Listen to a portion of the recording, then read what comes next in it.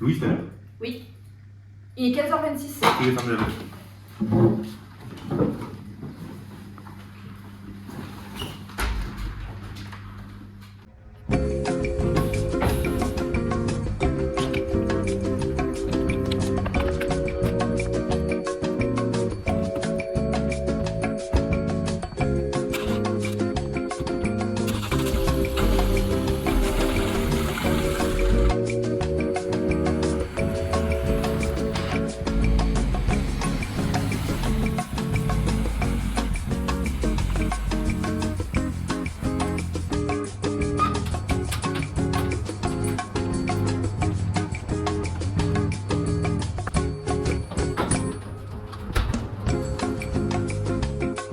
A few moments later. Je suis en retard, je suis en retard.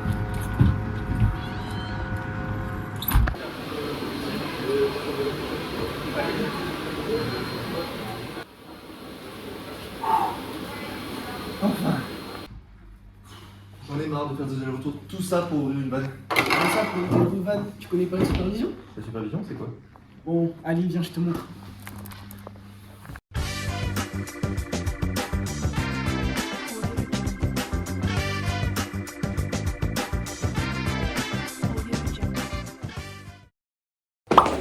Bonjour à tous et bienvenue dans ce nouvel épisode de la supervision pour les nuls. Et aujourd'hui, nous allons faire de vous des vrais pros de la supervision.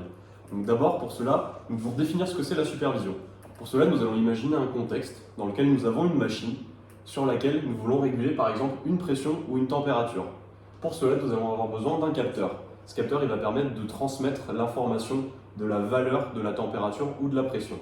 Cette valeur, elle va ensuite être transmise à un automate. Et c'est cet automate-là qui va se charger de réguler la valeur sur la machine. Donc pour cela, par exemple, à l'aide d'un surchauffage ou d'un refroidissement pour une température. Et toute cette boucle-là, on appelle ça la régulation. Et la supervision, ça va être le fait de mettre en place ce qu'on appelle par exemple une synoptique. Donc qu'est-ce que c'est une synoptique? C'est lorsqu'on va installer un logiciel sur un ordinateur qui va communiquer avec tout ce premier système qu'on a vu afin de pouvoir afficher les différents paramètres sur la machine.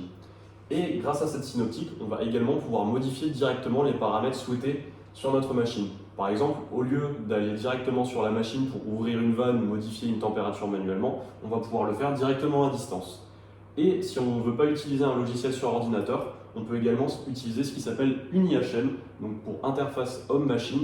Et cette IHM, elle va être directement installée sous la forme d'écran sur la machine, sur laquelle on va pouvoir modifier de la même façon. Et en plus de cette IHM et de cette synoptique, avec la supervision, on va également avoir un logiciel qui s'appelle d'historisation. Et ce logiciel-là, il va permettre d'enregistrer les valeurs au cours du temps afin que l'on puisse les utiliser et les exploiter plus tard. Donc maintenant, pourquoi utiliser la supervision? Alors la supervision, ça permet de récolter des données plus facilement. Donc grâce à cela, on va pouvoir optimiser notre installation, comme par exemple pouvoir avoir un surdimensionnement ou un sous-dimensionnement des pompes de l'installation. Mais aussi, grâce à la supervision, on va pouvoir faciliter la formation du personnel en ayant une vue simplifiée sur un écran du process et de notre installation. De plus, la supervision, ça va permettre d'avoir plus de sécurité, car grâce au contrôle à distance, ça va permettre d'éviter d'aller sur des zones qui vont être dangereuses ou peu accessibles, ou par exemple des zones qui vont être soumises à l'utilisation de produits chimiques ou de forte pression et de haute température, ce qui va permettre d'avoir un cadre qui est beaucoup plus sécurisé pour l'entreprise. Donc maintenant aussi, la supervision, ça permet aussi de gérer l'installation depuis un écran, ce qui évite aux opérateurs de devoir se déplacer pour tourner par exemple une vanne ou démarrer une pompe. La rapidité d'exécution de la supervision nous permet aussi d'avoir un gain de temps monumental face aux manœuvres qui sont à faire. De plus, par sa facilité d'utilisation et sa rapidité, la supervision elle va nous permettre d'augmenter la production dans une entreprise. Par exemple, sur notre machine, lorsqu'on va vouloir modifier des paramètres, par exemple une température ou une pression, on va aller beaucoup plus rapidement avec le contrôle à distance sur ordinateur ou sur l'IHM que par rapport à une modification de vanne manuelle. De plus, on a une énorme diminution des risques sur les installations grâce aux capteurs qui sont mis directement dessus, et ce qui va nous permettre de voir les actions faites par les changements comme les indicateurs de température ou de pression par exemple, et donc de voir les actions que cela amène. Et finalement, la supervision, elle va nous permettre d'avoir une meilleure surveillance des installations grâce à l'installation de différentes alarmes qui vont être signalées sur le contrôle à distance par ordinateur. Et donc on va avoir une meilleure réactivité des équipes par rapport à ces alarmes lorsqu'il va y avoir un problème sur les lignes. Donc son fonctionnement à la supervision, c'est très simple. Déjà, le principe de la supervision, c'est de pouvoir échanger des informations entre l'automate et notre installation. Donc dans ce sens-là, mais ça peut aussi se réaliser dans les deux sens.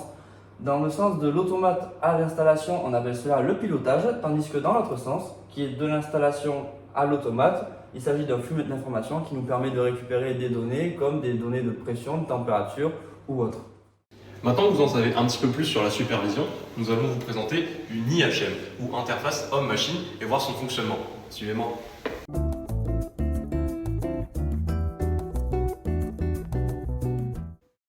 Nous nous retrouvons maintenant devant le BioFlow 120, qui est un photobioréacteur qui permet de réaliser la culture de différentes microalgues. Et à côté de cet appareil, nous avons une IHM, qui va nous permettre de réaliser différentes tâches. Par exemple, dans un premier temps, nous pourrons réguler différents paramètres de notre photobioréacteur. Par exemple, nous pouvons modifier la vitesse d'agitation. En plus de pouvoir réguler ces différents paramètres, nous allons pouvoir réaliser le suivi au cours du temps de différents paramètres, comme par exemple la vitesse d'agitation, la température ou encore le pH par exemple, et nous pourrons ensuite exporter ces données afin de les exploiter. Quand on vous a expliqué ce qu'est une IHM et ce qu'est la supervision, on peut donc vous dire que la différence entre les deux, c'est qu'avec une supervision, on peut tout contrôler à distance. Malheureusement, à utiliser la supervision, il n'y a pas que des avantages. Déjà, certaines entreprises n'ont pas forcément l'utilité d'avoir une supervision, car leurs installations elles vont être toutes petites, et donc le prix de l'installation ne sera pas assez rentable comparé aux avantages qu'elle procure. De plus, certaines entreprises qui souhaiteraient mettre en place des supervisions, elles vont avoir une difficulté à la mettre en place, car les machines vont être obsolètes ou alors dans des zones qui vont être trop difficiles d'accès pour installer une supervision par le fait qu'il faut installer tout un réseau et établir la connexion entre les automates et le logiciel de supervision. De plus, à vouloir installer une supervision à tout prix, on va devoir faire appel à des prestataires extérieurs dont l'intervention va être onéreuse, ce qui permet de faire la transition avec le prochain point. Donc, comme on vient de le dire, la mise en place d'une supervision va représenter un certain coût au niveau financier, donc surtout au niveau des difficultés pour la mise en place. Finalement, le dernier inconvénient non négligeable de la supervision est la perte de la notion de réalité. En effet, lorsque les opérateurs vont contrôler à distance leur machine pendant un certain temps, ils vont avoir tendance à perdre la notion de risques qui sont liés à leur machine. Et de ce fait, ils vont avoir des négligences autour de l'environnement de leur machine, ce qui peut avoir de graves conséquences.